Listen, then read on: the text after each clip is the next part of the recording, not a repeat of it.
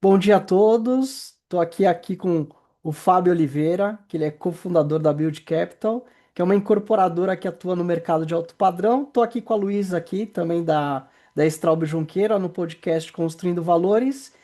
E aí, passando, Fábio, acho que para você, eu queria que você se apresentasse um pouquinho, né? Falasse um pouquinho de você, falasse da sua atuação e falasse também da Build Capital, para a gente conhecer melhor vocês. Legal, legal. Prazer estar aqui com vocês. Obrigado pelo convite. A Build Capital, só para começar, é uma incorporadora jovem. Isso vem no encontro de um trabalho que começou com alguns parceiros lá em 2015 e que a gente foi maturando ao longo do tempo. E todos, depois de estarem como executivo em alguns negócios, se uniram, deixaram seus papéis corporativos para empreender juntos. Então, a Build Capital, a parte disso, a gente tem uma experiência acumulada no setor de alto padrão ao longo dos anos, e isso tem se refletindo, ele vem se refletindo de forma bastante interessante no mercado que hoje a gente atua. A gente está voltado basicamente para o mercado de alto padrão, residencial, com alguma atuação também na parte de galpões, enfim, tanto na parte logística quanto comercial. Eu tenho mais de 15 anos de experiência no mercado, tanto de construção quanto imobiliário. Sou engenheiro civil de formação, né? Comecei com construtora, fui frente obra por muito tempo e depois parti para a parte de gestão e a parte mais estratégica desses negócios. Tive algumas passagens interessantes por empresas como Johnson Johnson, BR Malls, Grupo Carnaúba e algumas outras.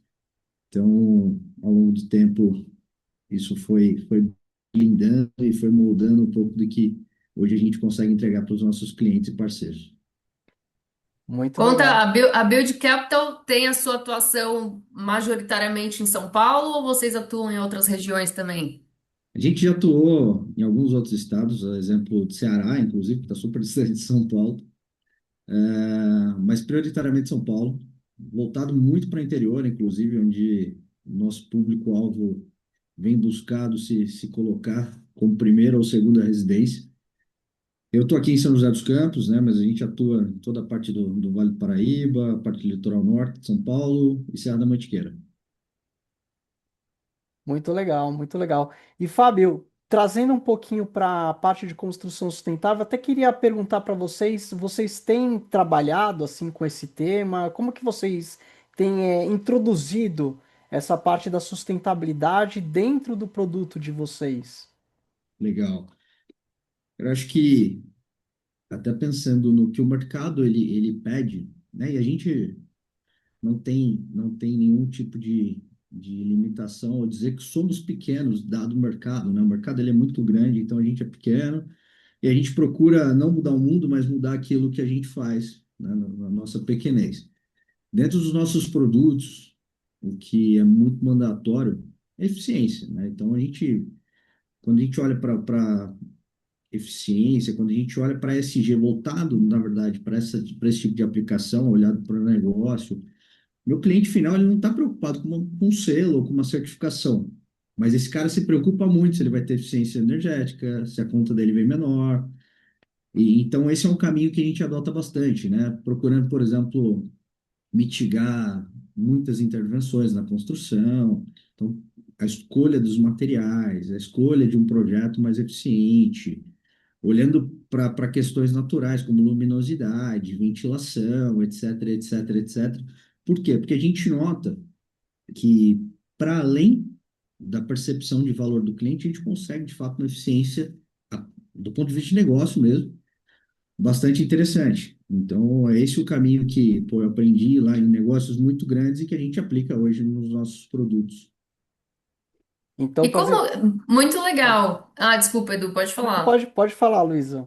Manda Não, eu bala. ia aproveitar até para fazer o gancho assim, de perguntar como que vocês comunicam isso para o seu cliente final, já que a gente sabe que comunicar sustentabilidade ainda é difícil, né? Ainda é uma É um coisa que às desafio. vezes para o cliente final tá longe, não é, é pouco tangível, é muito idealista, e aí ele não tá afim de pagar mais por isso. Mas quando a gente faz essa conexão com, né, o bolso deles, mostrando que vai ter, né, redução de consumo, enfim, isso fica muito mais fácil. Então, vocês utilizam essa estratégia? Como que é a estratégia de comunicação com o cliente final a respeito dessas práticas que vocês fazem? Perfeito. Ah, o nosso tipo de comunicação, o branding, enfim, a construção de branding que a gente hoje tem, ela está muito mais voltada para a percepção de valor na ponta do que qualquer outra coisa. Então, esse é um dado que a gente precisa colocar no início da resposta. E da mesma forma que eu não vendo valor por metro quadrado, da mesma forma que eu não vendo uma valorização pontual, da mesma forma que eu não vendo um tipo de revestimento, não é interessante para a gente colocar exatamente aquilo que eu estou entregando para o cara, mas pelo contrário, se eu comunico de uma forma super sutil os benefícios que esse cara tem, né? Porque no final do dia as pessoas elas querem facilidade, elas querem economia, elas querem esse tipo de percepção. E quando a gente consegue entregar essa percepção de valor de forma muito sutil, por exemplo, quando o cara entende uma ventilação, ele não quer saber tecnicamente por que que aquela ventilação é eficiente. Quando a gente vende uma baita de uma esquadria maravilhosa, fantástica, lá que, pô, arquitetonicamente funciona pra caramba. Mas esse cara tá super interessado em precisar ligar a iluminação dele só depois das 18. Não como tantos outros projetos fantásticos em que você precisa de quase 24 horas por dia de iluminação, né? Então, quando você começa a entregar esse tipo de percepção, e de forma muito sutil a gente vai colocando isso, vai trazendo os moradores, né? Sobretudo porque eu não construo, eu não sou construtor, né? Esse é o primeiro ponto. Então, eu não construo para cliente final. É importante que o cliente final observe nos meus produtos essa eficiência. Mas mais do que isso, quando a gente fala não de um selo, não de sustentabilidade na prática, mas de menos intervenção no médio prazo, 5 ou 10 anos de manutenção, de um revestimento que é muito mais interessante, de uma iluminação que funciona muito melhor, de um projeto que conversa de uma forma muito mais interessante, de intervenções menores, por exemplo. Se eu estou na Mantiqueira, estou em Santo Antônio do Pinhal, Campos do Jordão, estou em Gonçalves, sei lá, e a gente está com algum produto ali e esse cara sabe que, poxa, a eficiência ambiental dele é muito grande, que a gente não extraiu árvore, que a gente manteve uma baita pedra como uma questão arquitetônica da casa. A gente tem grandes rochas em alguns pontos da Mantiqueira, a gente explora tudo isso. Então, esse cara, ele muito mais percebe valor, sem saber exatamente o que ele está comprando, mas com eficiência muito grande, né? O que ele quer são os benefícios do valor gerado, né? Não saber por que que aquilo ali gera valor necessariamente. Então a gente segue muito mais uma linha dessa e que funciona extremamente bem. Obviamente você vai colocando um ponto ou outro, a depender da região onde você está e da demanda para aquela região, a gente vai ajustando essa comunicação, mas isso é muito mais sutil e, no meu ponto de vista, pelo menos, muito mais palpável e menos tangível também para o cliente. Então, Bacana. vocês adequam então bastante, né? Vocês aproveitam, né, que você comentou, né, de utilização, por exemplo, sei lá, da iluminação artificial a partir das 18 horas. Porque até então, né, só com a iluminação natural ele já consegue, enfim, né, ele já consegue atender ali a demanda dele, né? Ele, é A isso, gente né, tem um essa benefício parte. muito grande, sobretudo quando você sai de grandes capitais, de poder contar mais com o ambiente. Então, com recursos naturais um pouco mais saltados, pô, você consegue utilizar teu pôr do sol de uma forma mais interessante. E eu nem sou arquiteto, né? Você consegue explorar de uma forma mais interessante tua ventilação. Você consegue ter menos intervenção, por exemplo, com ar-condicionado ou com uma iluminação artificial, quando você está, sei lá, quando você não tem um cheiro para substituir, você não tem um problema com odores. quando você não tem um problema com um baita arranha-céu do teu lado, enfim. Então, Faz muito a gente sentido. consegue explorar de uma forma muito mais interessante, e aí, obviamente, você tem um ganho de eficiência e de percepção de valor estratosférico. Até a questão do terreno, né? Porque assim, quando a gente fala, né, sei lá, a gente vem para os grandes polos, né, as cidades mesmo, você tem aquele terreno, você não tem muito para onde girar a edificação, a residência, enfim, para você ter um ganho melhor de iluminação natural, você trabalhar as fachadas, né, enfim, transmitância térmica e tudo mais. Já do jeito que você falou, né, quando você tem por exemplo, um espaço mais amplo, às vezes fora dos grandes centros, você ainda tem essa liberdade um pouco maior, né, como arquitetura, para tentar melhor as estratégias passivas até, né? Perfeito. E até para não jogar muito pro nosso lado, olhando para o familiar, se você vai, por exemplo, construir produtos como a gente faz aqui ocasionalmente, para patrimônio, ou seja, há clientes que nos buscam, né, ou grupos de investidores que nos buscam para fazer kitnet, ou para fazer estúdio, ou para fazer alguma outra coisa. Pô, você está falando de verticalização. Você vai para verticalização, obviamente você não está em áreas tão afastadas, você vai estar no meio de centros urbanos. Aqui em São José dos Campos, por exemplo, que é uma baita cidade a nível nacional, você tem muito prédio, tá? Então, como é que você desloca isso? Pô, geralmente, o que a gente gosta de fazer para diferenciar produto e para economizar, obviamente, para melhorar a margem para os nossos produtos, é muito mais, de fato, continuar aproveitando. A gente tem uma característica muito grande de aproveitar muita iluminação, de aproveitar muita ventilação. Estou citando esse exemplo repetidas vezes, porque para nós isso, de fato, é muito importante, porque você ganha uma eficiência na ponta muito grande. Então, o usuário ou o cliente, ele percebe menos isso na prática, mas, pô, quando o cara se sente bem no lugar onde você produziu ali, no lugar onde você incorporou, seja ele uma casa, um prédio, um galpão, né, uma fábrica, seja ele o que for, a gente consegue ter na ponta um negócio que para nós é muito importante, que é pô, o cliente falando bem do meu produto sem saber quem foi que fez, ocasionalmente. Isso é importante, né?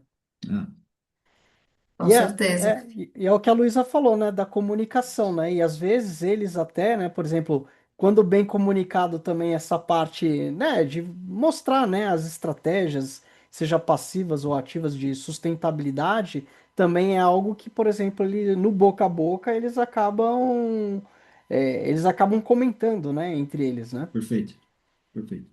Eu ia até, pegando ainda esse gancho da comunicação, e né, você deixou claro, né, a Build Capital não é uma construtora, é uma incorporadora.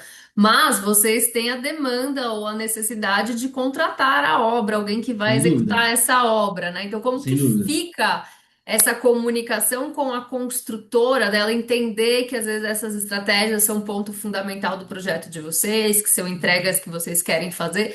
Porque a gente sabe que às vezes a construtora não vê valor ou ela está muito mais interessada em reduzir ao máximo o custo dela ali, porque ela não vai ficar com o ganho da sustentabilidade, né? Então, se ela não tem Uhum. uma cabeça para entender que isso também pode ser um diferencial pro produto dela e se posicionar de forma diferenciada no mercado, ela vai querer reduzir ao máximo o custo e não vai querer entregar nada de sustentabilidade para o cliente final. Então, como que fica essa comunicação com essas empresas de construção? Pergunta muito legal. Acho que o primeiro ponto, de fato, a comunicação ela é super eficiente quando você garante que o outro ouviu aquilo que você queria dizer e não quando você disse tudo e o cara não entendeu nada, né? Então, acho que quando você consegue essa eficiência na comunicação lá na ponta, falando do construtor, se o cara, mais uma vez, tão qual é com o cliente, né? De uma forma um pouco diferente, mas da mesma forma que o cliente ele percebe valor ou otimização ou algum tipo de economia. Você conseguir mostrar isso para o construtor, porque assim, sim, existe uma série de formas desse cara ganhar dinheiro com eficiência. Né? No Brasil, quando a gente olha para a construção, e eu estou falando isso com conhecimento de causa, né? De forma empírica, eu vivi isso por mais de 10 anos. e mais recentemente, inclusive, como executivo de construtora, as pessoas elas têm, por uma questão cultural e nada além disso, uma ineficiência muito grande no dia a dia, né? Os canteiros de obras, eles são ineficientes. Quando a gente olha para o mercado de construção no Brasil, a gente só perde para pesca em amadorismo, Isso é ou verdade. seja, a gente só perde para pesca. Então, assim, é um mercado que movimenta muito, é um mercado que premia muito, e até por conta disso, o cara que faz meio que de qualquer jeito, ele continua ganhando dinheiro, então ele continua fazendo da forma como ele vinha fazendo há mais de décadas ali, enfim, e as gerações passadas, etc. E aí você percebe o seguinte: quando a gente traz um parceiro para perto, quando a gente traz uma construtora para fazer um produto para a gente, o que que é brifado? Pô, a nossa margem, né? Eu preciso olhar para negócio, porque é isso que a gente faz. A nossa margem ela precisa ser priorizada. Quando eu estou falando em priorizar margem, eu não estou falando em negligenciar materiais, né, qualidade dos materiais, ou a qualidade daquilo que está sendo entregue, pelo contrário, né, para nós é mandatório trabalhar de fato com o melhor que tem no mercado.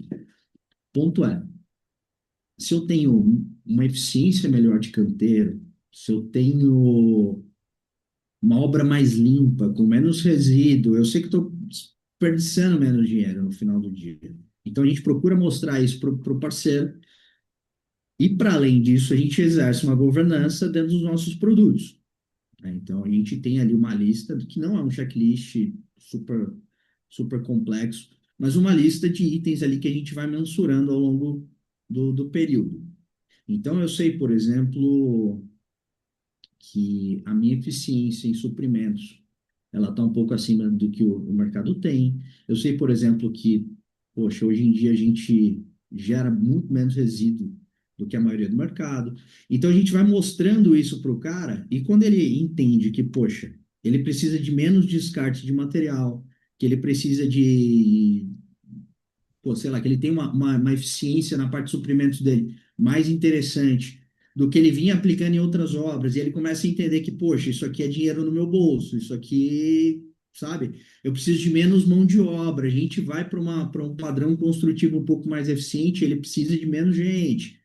Então a gente consegue ir dosando, comunicando isso de uma forma poxa, está no dia a dia do construtor, e que, sim, reflete no bolso dele. E isso não reflete depois de 10 anos, isso reflete no mês. E aí, quando isso reflete no ato, é muito mais fácil você mudar a dinâmica e a cultura desse cara. Perfeito. Então vocês monitoram esses KPIs aí de gestão de resíduos, de economia de materiais, vocês têm esses dados, inclusive, para ir buscando uma melhoria contínua. Como a gente sabe que isso melhora no bolso, a gente mede a eficiência dos contratos, enfim, das execuções e das obras, de uma forma muito simples, né? Então, eu tenho um budget previsto. Esse cara ganha comigo se eu tenho eficiência nesse budget. Então, ele tem uma porcentagem em todo o resultado que ele emprega. Então, mais do que qualquer outra coisa, existe pouco motivador no mercado tão eficiente quanto o dinheiro, tá? Então, a gente divide o resultado de um bom trabalho, garantindo que esse cara seja um agente e não alguém que eu preciso convencer diariamente. É muito legal. Exatamente. Uma pergunta que eu tive uma dúvida agora, Fábio. Por Claro, exemplo, a gente está falando da sua cadeia de fornecedores. Pensando agora nos seus clientes, você tem algum programa, algum tipo de acompanhamento no pós-ocupação? Porque assim, né, a gente estava falando de, por exemplo, que a Luísa falou do monitoramento, por exemplo, de resíduos e tudo mais. Mas vocês fazem algum acompanhamento, por exemplo, para ver se a eficiência energética ou vem, enfim, algum conceito de sustentabilidade ali para frente? legal. Em todos os produtos, não, porque não necessariamente a gente consegue criar algum vínculo com o cliente final, né? Se isso foi feito por meio de um agente imobiliário, por exemplo, a gente tem alguma dificuldade nisso. De uma forma um pouco mais estratégica, quando a gente realiza as operações comerciais, ao longo da obra, né, o que é super comum, a gente geralmente constrói e vende isso por característica do negócio, entre 60% e 80% do produto pronto. Quando a gente faz isso, eu consigo ter acesso ao cliente, a gente estabelece um relacionamento um pouco mais interessante, eu consigo, com esse relacionamento, entendendo e fazendo feedback, a gente tem uma pessoa que faz hoje pós-obra, e que é muito mais alguém de relacionamento, né? Hoje a gente tem um índice próximo de zero naquilo que diz respeito à manutenção, garantia, enfim. Bacana. Isso mostra que, de fato, sustentabilidade e eficiência, né, elas precisam caminhar juntos, né? E, na sua opinião, o que que você acha que seria o erro mais comum, assim, que os incorporadores, principalmente aqueles de primeira viagem, podem, né, às vezes cometem na hora de implementar a sustentabilidade e, né, não fazem as contas, enfim, no final do dia não. A gente passa por isso aqui também, né? A gente vê às vezes clientes com uma dor enorme e um certo asco, assim, uma repulsa em relação à sustentabilidade. Mas a gente vê muito porque isso não foi planejado desde o início e também não era uma estratégia que estava ali, né, na essência da empresa, né? Que vocês estão, né? Não era um diferencial, eles simplesmente queriam entregar por entregar e acabou gerando uma dor, né? E uma não queremos mais fazer porque isso daí custa mais Perfeito. caro, não traz retorno nenhum, enfim. Então, e muitas vezes isso acaba acontecendo em marinheiros de primeira viagem ou aquelas empresas que de fato não têm planejamento. Então, na sua opinião, qual que seria o erro, né, principal assim, né, numa empresa querer considerar sustentabilidade sem planejar de forma adequada? Eu não sei se seria o principal, mas tem alguns erros que a gente vê se repetindo, sobretudo em pequenos e médios. Quando o cara vai implementar, ele tem, ou o risco de querer olhar para o grande player e querer copiar o que o grande player está fazendo, e obviamente isso não dá certo, não funciona, a realidade é outra, as dores são outras, as demandas são outras, e obviamente o custo operacional que você tem para isso não acompanha o tamanho do teu negócio. Então, acho que esse é um grande problema. E aí, um outro grande problema, vamos lembrar no que a gente falou agora há pouco, que é, pô, a gente está no mercado bizarramente amador. Bizarramente amador, né? As pessoas ainda controlam grandes contratos com Excel. As pessoas ainda controlam grandes canteiros com planilhas individualizadas que estão num notebook que pode quebrar amanhã. Exatamente. Então, assim, antes de olhar para selo, antes de olhar para certificação, se você começa a tua governança de uma forma mais eficiente, você busca alguém que saiba fazer isso, né? Uma boa consultoria, um bom profissional, ocasionalmente, que vá compor o time e que vá conseguir não só metrificar, porque, poxa, metrificar e dizer que está errado é algo muito simples de ser feito. Mas, poxa, entender a dor, começar a controlar, por exemplo, a questão de resíduos, começar a controlar suprimentos, começar a controlar básicos, e que a maioria das empresas negligencia, e às vezes não negligencia somente porque, poxa, não sabe o que fazer ou não está a fim de fazer certo. Geralmente isso tem mais a ver com a forma amadora que a coisa foi se repetindo. Esse cara, ele meio que vira um apagador de incêndio o tempo todo.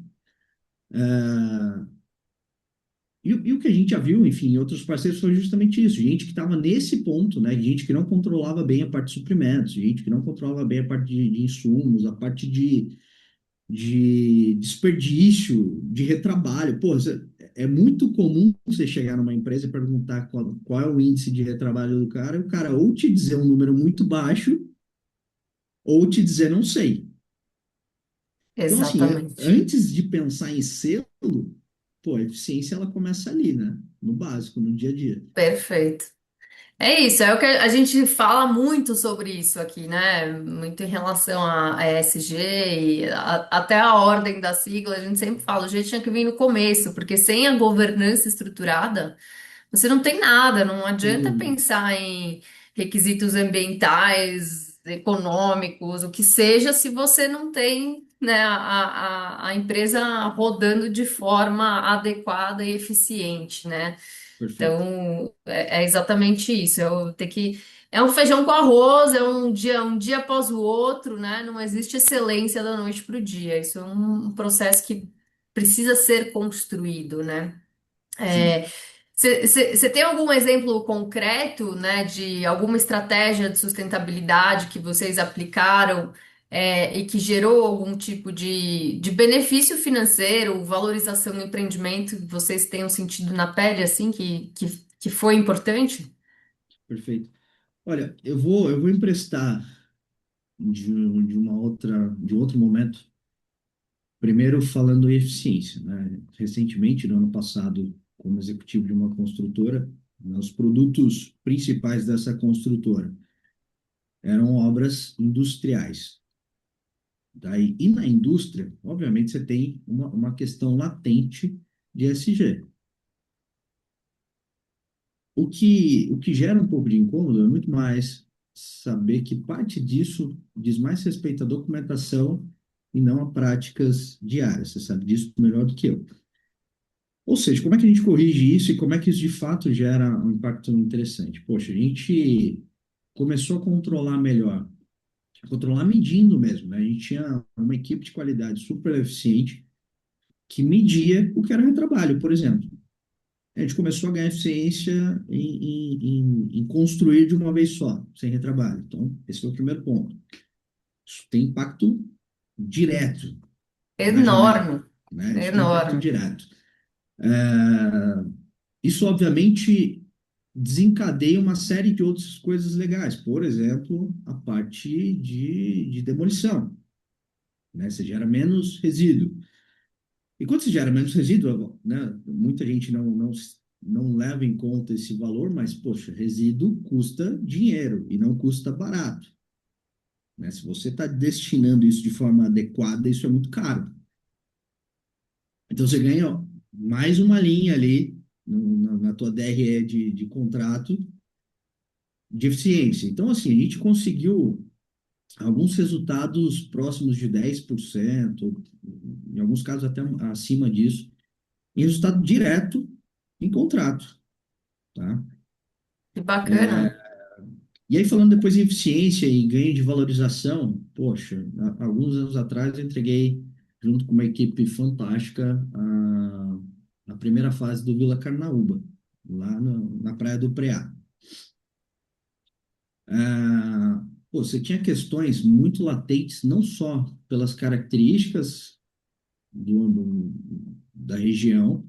Por exemplo, você tem mangue, você tem algumas questões ali com o Parque Nacional de Jeri, você tem uma série de coisas ali que você precisa, de fato, tomar cuidado e que você é fiscalizado sempre, assim, toda hora. Então, a gente tinha uma consultoria muito eficiente lá da região. Poxa, existiam algumas questões arquitetônicas que a gente precisou vencer como desafio. Então, você tinha uma passarela que vinha da praia para o condomínio de 800 metros, maravilhosa, fantástica, 100% madeira, não tinha concreto em nada. A gente passou pelo mangue, cara, botando um tronco na areia. Enfim, um projeto fantástico, super elegante, pô, valorizou muito o empreendimento.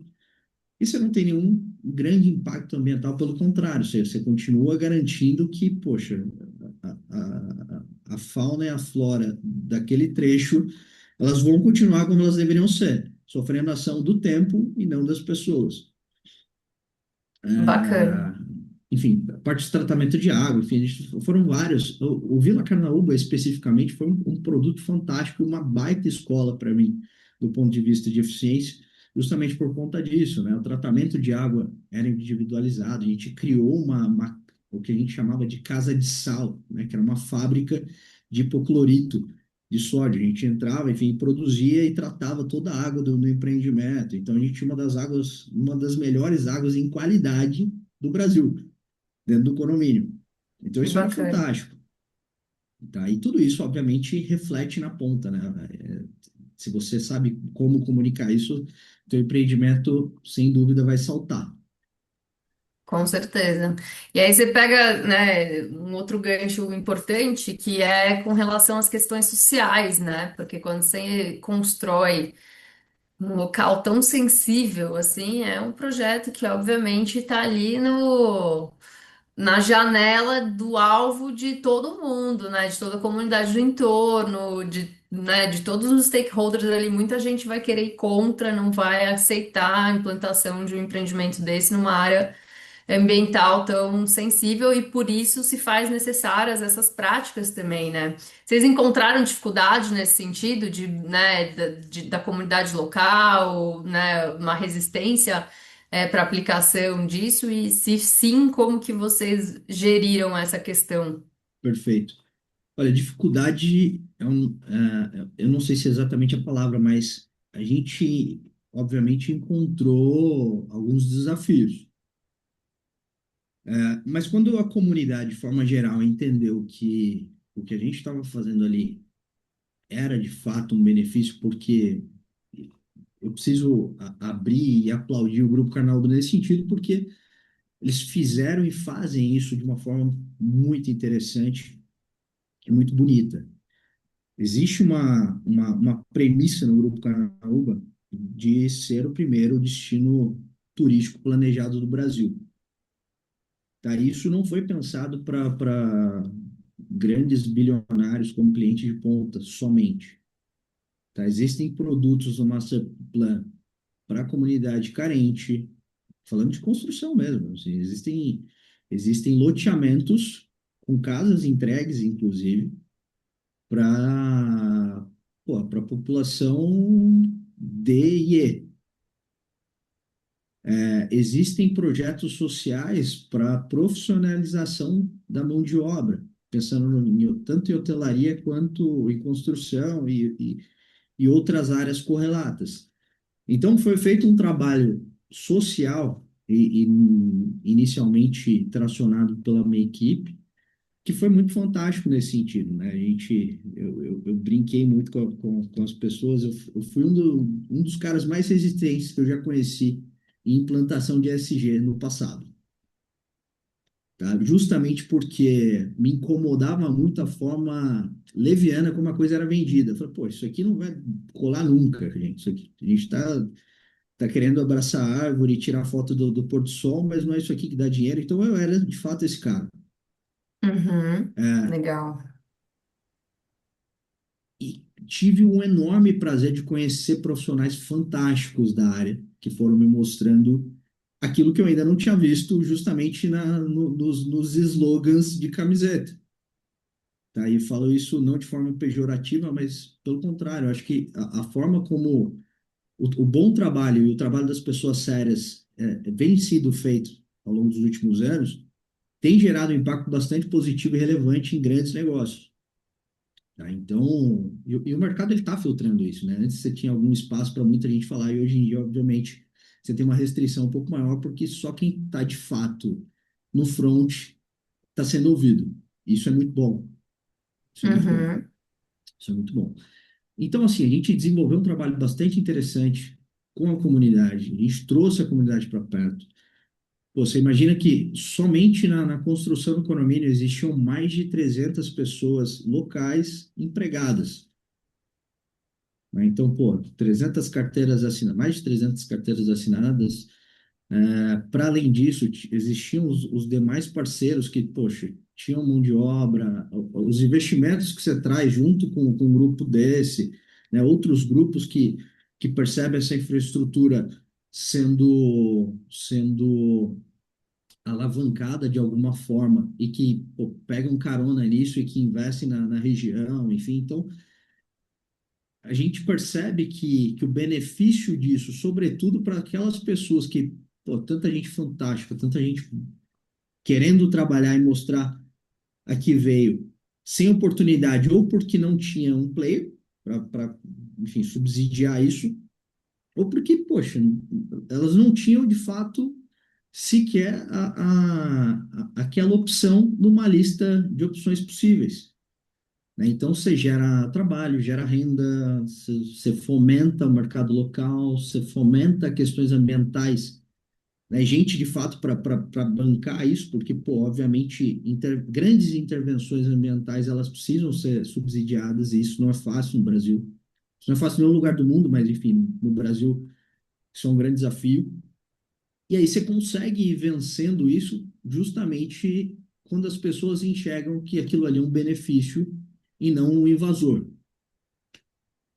Perfeito. É SG na prática, né? Não é um greenwashing, porque hoje também o que a gente vê muito por aí, né? É Perfeito, greenwashing e é complicado. Então, perfeito, você precisa fechar as pontas, né? Precisa ter uma governança estruturada e depois de uma governança bem estruturada, você começa a olhar para tudo que está associado aí a requisitos sociais, ambientais e econômicos também, né? Então, sem a governança, a gente fica, de novo, a gente cai no discurso do greenwashing, não tem jeito.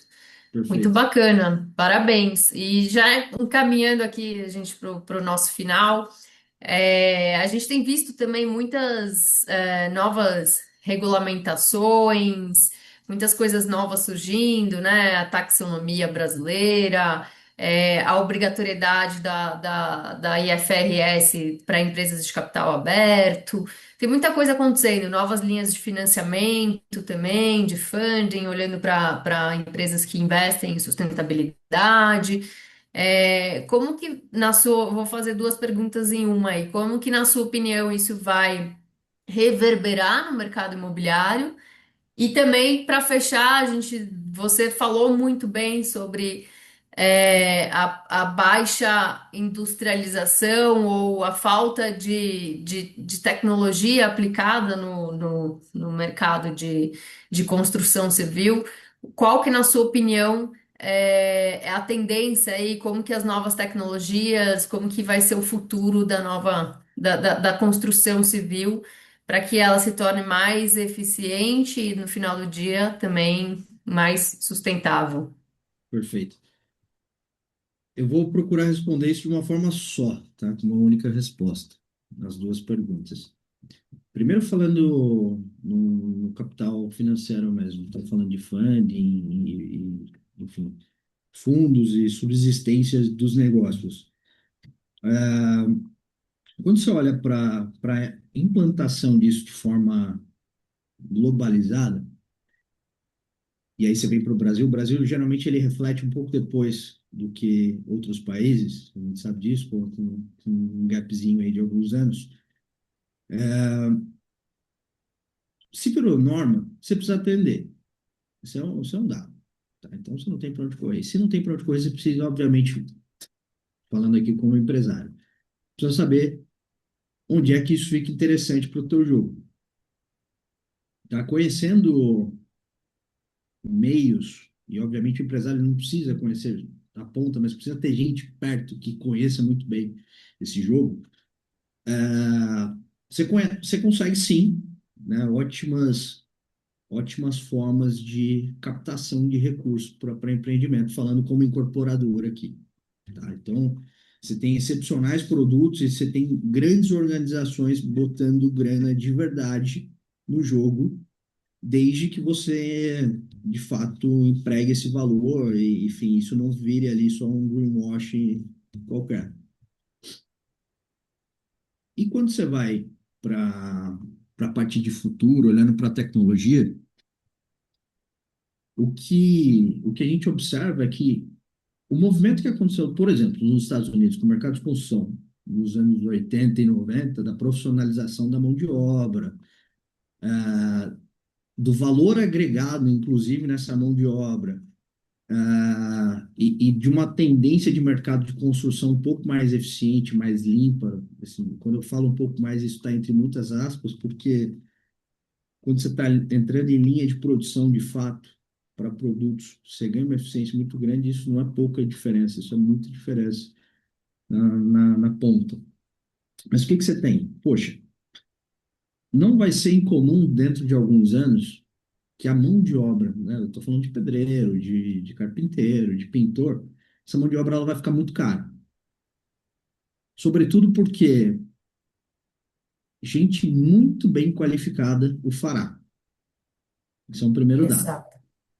Então, assim, isso vai custar caro, né? Não é um achismo, não é um penso que pode ser isso, isso vai acontecer. O segundo ponto é, hoje em dia, o discurso, por exemplo, da inteligência artificial, falando de tecnologia, em algo que está no nosso dia a dia, está para a maioria dos usuários como o ChatGPT te ouvindo falar coisas o dia todo. Isso está longe de ser inteligência artificial.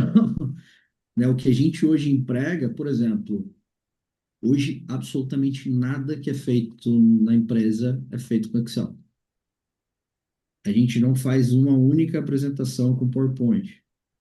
A gente não controla absolutamente nada em dados que precisam depois gerar uma apresentação ou nada, nada, nada. Hoje, tudo que a gente faz e controla e mede e opera, a gente o faz dentro de ferramentas internas, óbvio, mas que são bizarramente eficientes. É o que eu posso dizer. Tá? Então, quando a gente olha para a tecnologia e para o futuro, eu acho que isso ramificaria e a gente poderia fazer uma segunda conversa sobre isso, mas sendo um pouco mais concreto nesse final de resposta, quando a gente olha para a tecnologia, o cara que hoje tá procurando cloud ou GPT para otimizar a planilha de Excel dele, é esse o cara que vai ser substituído. Dá para falar sem medo. Tá? O cara que hoje está a fim de aprender para aplicar, né, para aprender tecnologia, inteligência artificial para aplicar em planilha, esse cara não entendeu absolutamente nada do que está acontecendo no mercado. Né? Hoje a gente cria SaaS para, cara, receber lead, para qualquer coisa que eu precise.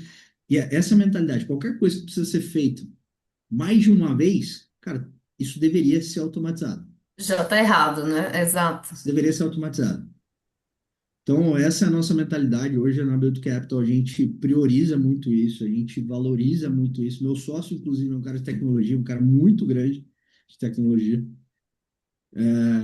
E para nós, isso hoje é diferencial competitivo, mas mais do que isso, dentro de alguns anos, é isso que vai gerar relevância competitiva de verdade.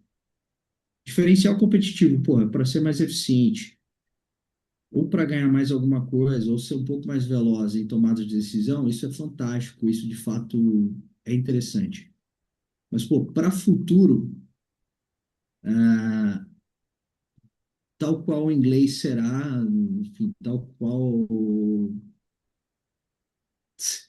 manobrar e saber criar um SaaS ali em algumas horas não serão mais diferenciais, você precisa procurar, buscar, estar à frente disso. Então, com boas práticas de SG, com boas práticas de tecnologia, de implementação disso tudo, né? Sem falar nada de bullshit, sem falar nada